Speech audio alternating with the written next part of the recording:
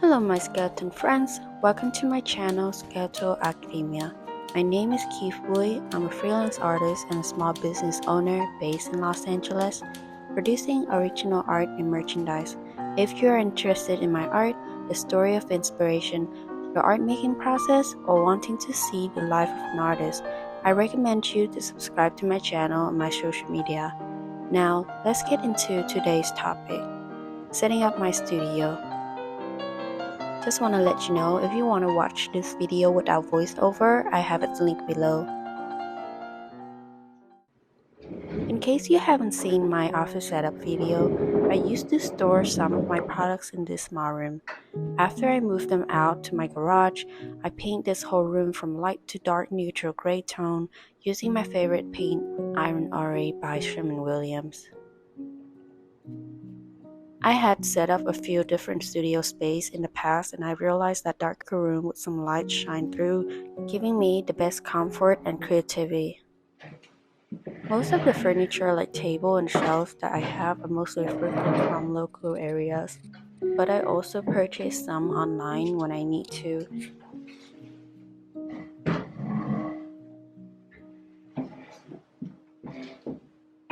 If you would like to set up your space like mine, I recommend getting furniture that are wood or have natural wood color and texture. That's the key elements, and it's not the style or how cheap or expensive it is.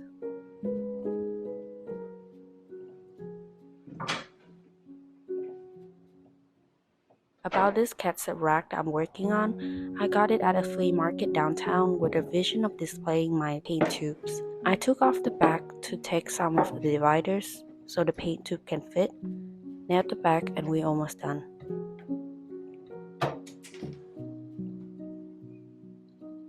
In order for me to set up any aesthetics pleasing space, planning is helpful. Before I purchase or move in any furniture and decorations, I often wait a week or two, sometimes even a month, to set the ideas in my head or sketch them out.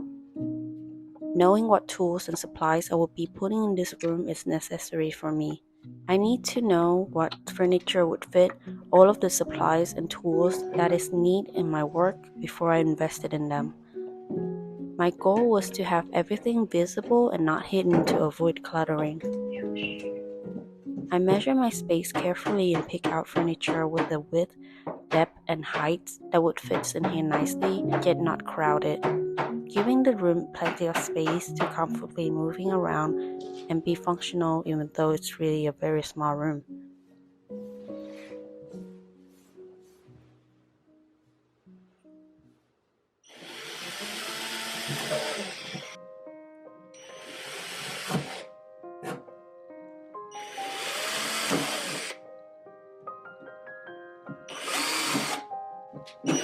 This is random, but I said this a few times before. Somehow one of my most used items in my DIY project is this small twine rope I got from a dollar store. Okay, this rack is ready to display my paint tube later. Here is a corner shelf I got from Amazon.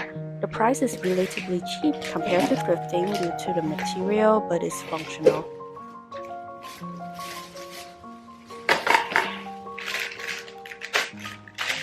This one has a very specific style that I'm looking for, which to thrift locally is a bit difficult.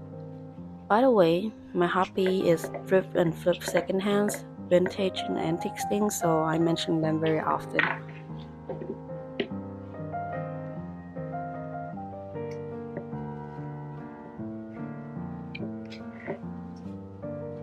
If you're interested in having similar items as I do, I have linked my Amazon storefront in the description. I also thrift these small cabinets. I like how none of them are similar to each other. I don't have many traditional art supplies at the moment, so most of these cabinets will be for my basic tools and some inspirational pictures, sketches, and notes. Personally, I think a good environment does lift up my mood, inspiration, relaxation, and my focus while working, since I spend most of my time every day in this room. However, that does not mean that I have to set up like this to function. Before this summer, I used to live and work in a really small room with barely any furniture or tools, so I would say this is not necessary.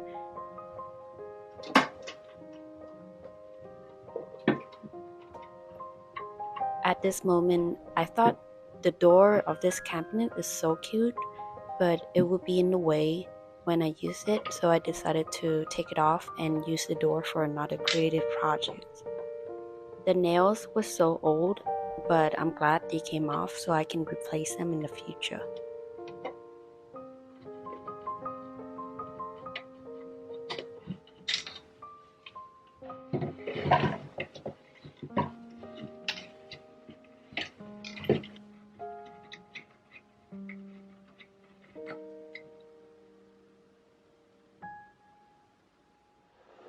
Let's take a break to make some chicken wings. Can get chin mom?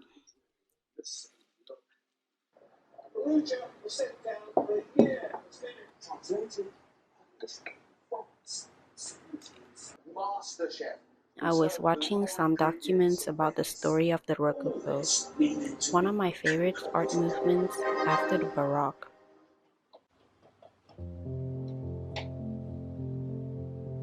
It's time for decoration. Most of the items I decorate in my studios are things that I love to see every day. I collected these for many years from local antique and vintage shops when I was still moving from places to places. They held so many memories. That's why I often draw them in my artwork. I used to wonder, how exactly do I know what to collect, where to put them? Turn out it follows a specific pattern. For example, I like decorating my workspace with different natural medium, texture, and color of wood and plants, taxidermy, metal, and glass. I might mention this pattern a lot in my video, or you will see the same pattern of decoration in my artwork as well. These brushes are some of my favorite brushes that I use very often when I need to paint, and I personally don't like leaving them upside down when they're wet. I cut some gripping lines into the tail of the brushes, so when I tie my rope, the rope can grip onto it.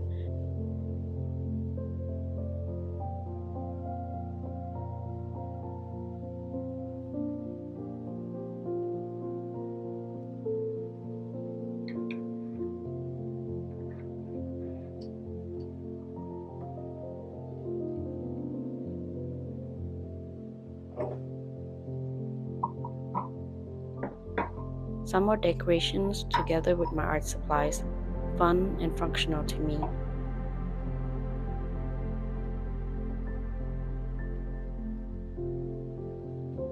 Another favorite thrift is this frame. Reminds me of those metal gates and window that I often draw in my art, so why not just put them together?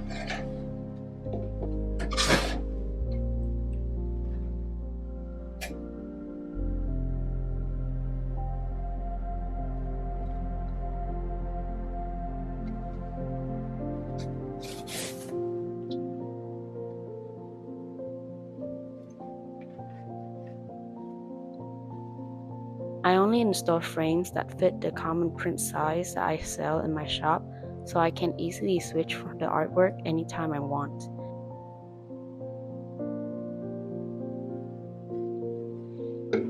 If you see empty frames, they're probably for my future creative ideas. The last step of decoration will always be these postcards, prints, and photos of subjects that I like to fill in the negative space.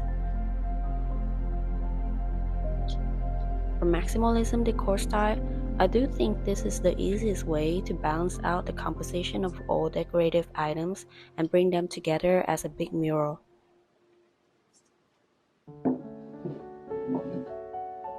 Finally, the time to organize my art mediums.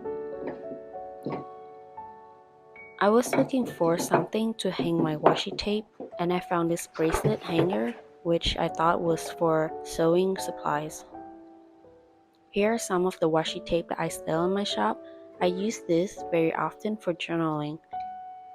Soon I will also need them for my painting projects, so leaving them here on the table will be so convenient.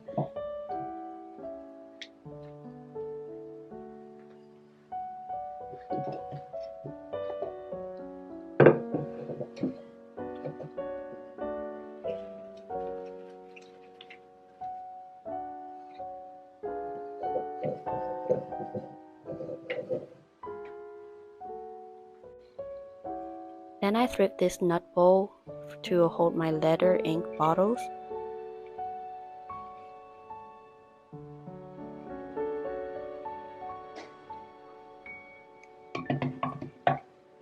Although I don't use it for its original purpose, it will still be useful.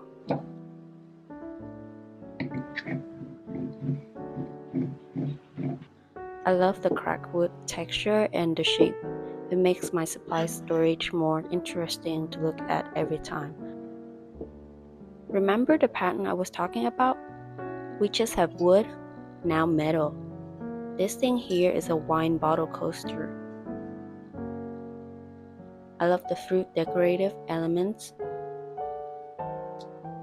I use this to store more of my leather ink bottle.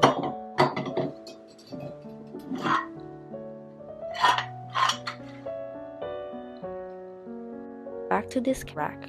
It's time to fill it with my paint tubes. Here are my wash paints. Let's organize them. I have only used some of the color from this collection for my artwork, but I always want to put them out on displays to motivate myself to use all of the color available.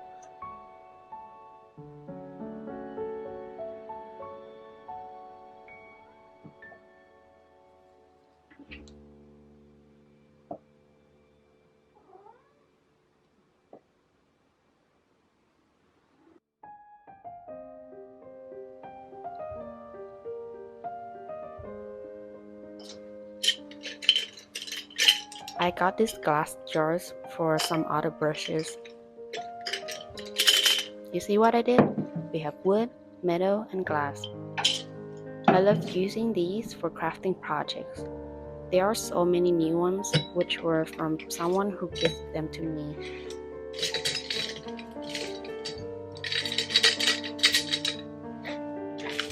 These are carving tools for lino and rubber blocks printing projects.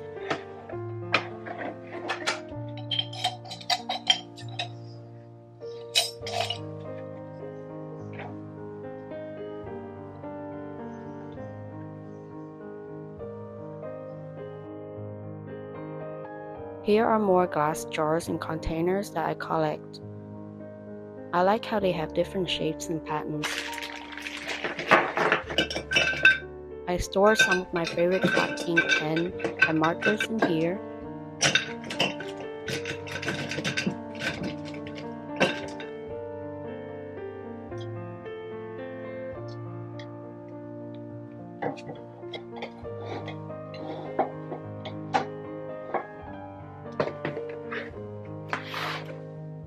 And for the other containers, I store other paint supplies and tools.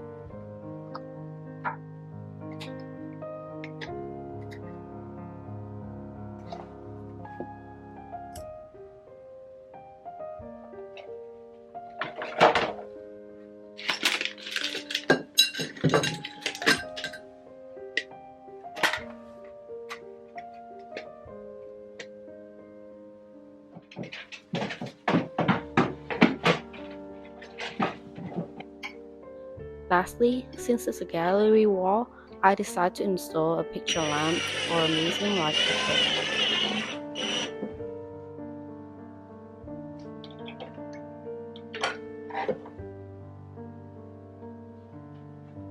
And we are done.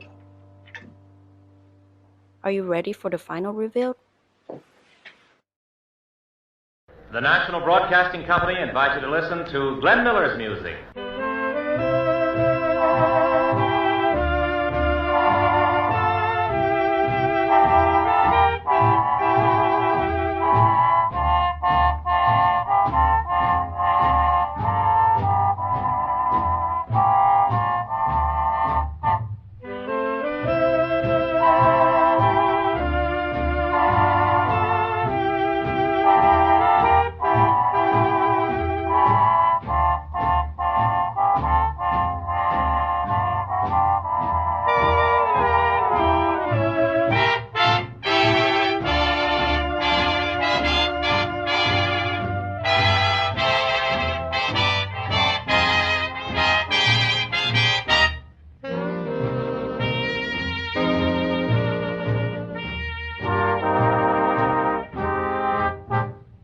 Imagination is funny. It makes a cloudy day sunny, makes a bee think of honey, just as I think of you. Imagination is crazy.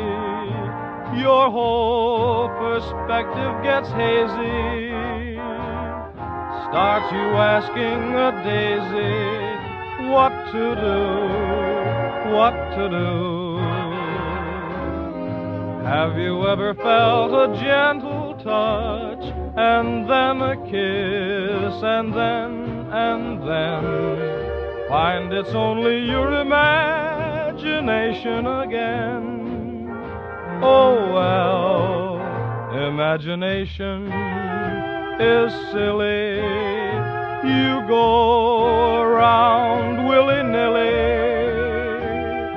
For example, I go around wanting you,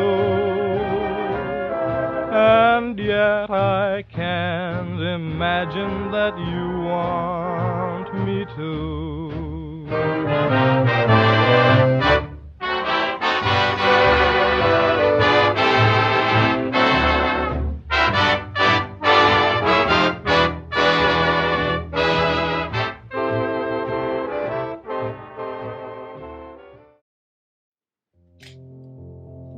Well, this is the end of the video now. I hope you enjoy my setup and my artwork. If you do, please leave a like or comment to let me know. Since I already set up my studio corner, I'm looking forward to be doing more traditional medium art and craft. If you are interested in watching the process, consider subscribing so we can keep in touch. For now, please take care and I will see you soon. Bye!